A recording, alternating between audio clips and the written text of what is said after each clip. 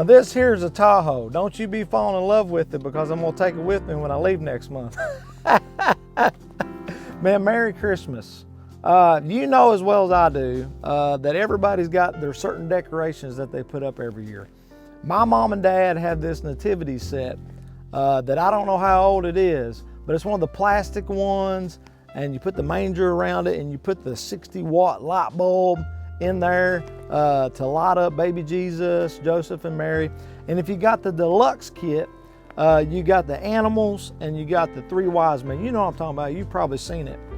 Well, after Kristen and I got married, we would go spend the holidays with her family or my family. You go back and forth. You know how it works when you were newlyweds too. But I did notice one of Kristen's neighbors had this huge front yard, like a football field, maybe like 2 football fields long. And everywhere I've gone in life, I've noticed this same nativity set. Well, they had the deluxe model. And I did notice this, that way off on the other end of the property, they had the 3 wise men lit up. You got baby Jesus, everybody on the other side, and 3 wise men. And I was like, I don't get it. Well, wouldn't you know it, that every night we drove by, whether we were going out to eat food or whatever as a family, the wise men kept moving. They kept getting closer and closer and closer to the nativity until, guess what?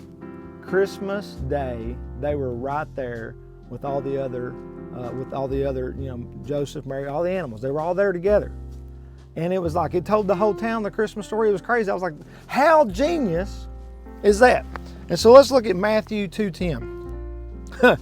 When they saw the star, they were looking for something, right? They rejoiced exceedingly with great joy. And now, historically, you and I've already heard this story, maybe you haven't, but we think the wise men showed up a few years later, maybe when Jesus was a toddler. But regardless of when they showed up, we know they did, and they had 3 gifts: gold, frankincense, and myrrh. And, one angle or one way to think about this is, what can you give the King of Kings and Lord of Lords that's sufficient, right? And the answer is nothing.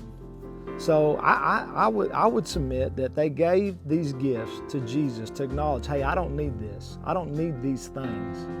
I need you, the greatest gift.